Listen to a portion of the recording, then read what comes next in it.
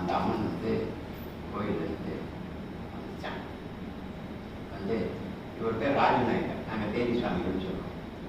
ராசு, நீ எனக்கு 100 குடம் பால் அபிஷேகம் பண்றியா அப்படின்னு கேட்டுச்சான்.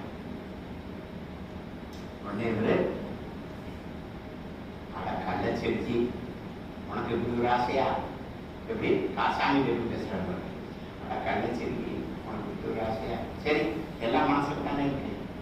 அப்படின்னா என்ன, நம்ம வந்து ஒரு வீடு கட்டணும்னு ஆசைப்படுறோம், ஒரு ஆசை மனசுல தோணுது, கடனை வாங்கி சொசைட்டி லோனை வாங்கி அதை வாங்கி இது வாங்கி நகை ஒரு வீட்டை கட்டிடலாம்.